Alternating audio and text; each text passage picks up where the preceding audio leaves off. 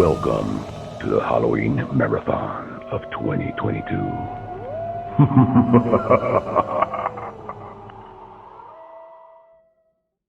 The PlayStation 1 was home to many classics. Some would even spawn franchises, but it was also home to many unique and fun titles that weren't found anywhere else. Clock Tower on the PS1 is one such title.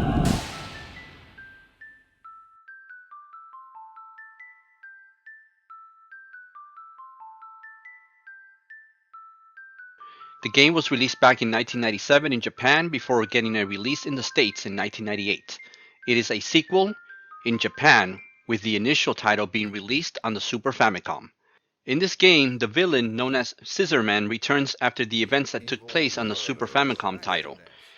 Even though there are 5 playable characters here, there are 2 main scenarios only, both belonging to Jennifer and Helen. In part 1, the player is introduced to the Barrows family and their mansion, known as the Clock Tower.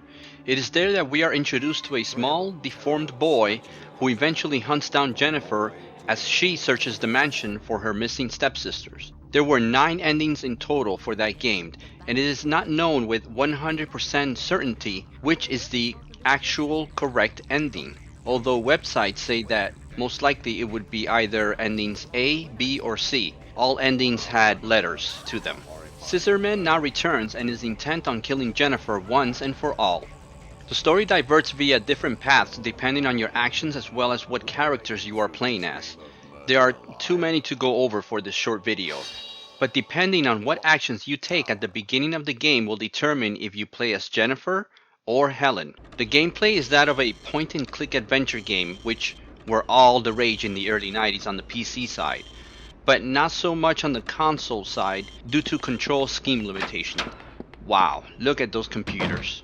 Jennifer and Helen's scenarios both will deal with Scissormen but in different ways. However, the endings for them both are somewhat similar, and I'm not going to go into details on either to avoid spoilers. You know, it's funny to think about that we're talking about spoilers for a game that is just short of 26 years old, but with so many games out there, it's so easy to miss so many good ones. The pacing of the game is a bit slow, even if you're used to point and click games. Even for me, growing up playing games like Sam & Max and other LucasArts games, this one felt somewhat sluggish. However, the story and the psychological touches that the writers incorporated into the game do make it feel like the payoff for each of the encounters with the Scissorman are worth the wait. Someone is following me. Some kind of weirdo? Oh snap! That guy just turned that other guy into a fucking shish kebab.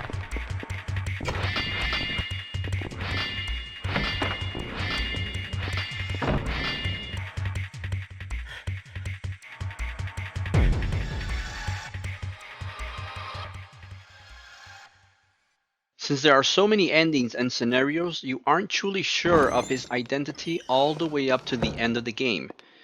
The uncertainty of that part of the story blends in great with the overall atmosphere of the game. It plays out like an interactive mystery novel if you think about it, with the Scissormen being creepy enough to keep you at edge at all times. The music in the game, that's like almost non-existent. You will hear a tune or two there, and a menacing song whenever Scissorman himself appears and comes after you, but other than that, there's no music in the game.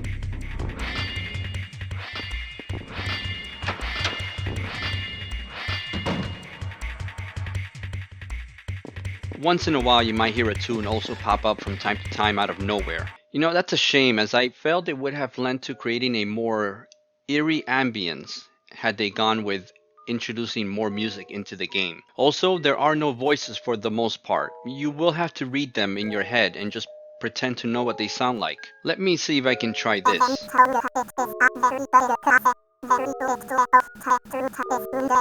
Yeah, that doesn't work. Also, for some reason you could be inside an office, yet it sounds like you're in the middle of a train station in the middle of a busy workday. It sounds too loud and just doesn't kind of mesh with the overall ambience, because if you look around there's nobody else except you and maybe 2 other characters, so where's all this crowd? Anyway, let's get to the graphics. Being an early PS1 title, it's what was expected of developers back then. The team at Human Entertainment were not fully knowledgeable with 3D graphics and the engines made to tackle those type of games. Info online shows that the team used Biohazard as a point of inspiration and friendly competitions to push ahead with the game. So with that said, I'm going to give it a 7.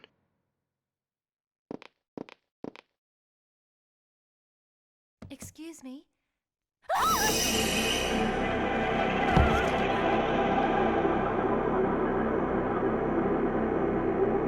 The gameplay, it's a 5.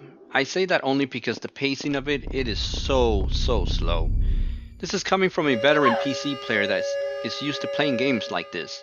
The control scheme doesn't help, but I don't blame the developers since they had to do with what was available, and point and click and RTS games usually don't translate very well when they come over to the console side. The mystery aspect to the game is a big welcome during a time when most other games were concentrating on more action and shooting as part of the gameplay. The developers here tried to create a really complex and interwoven storyline with many scenarios and endings, all of them giving you plausible explanations that tie well with the story. The action sequences with scissormen coming after you constantly, those are a nice touch to the otherwise slow pace of the game. Overall, I'm gonna give Clock Tower a 5 on the Halloween meter. Nice story, but unfortunately it is told in a very sluggish manner, but it has a pretty cool creepy boogeyman type character to round out the game.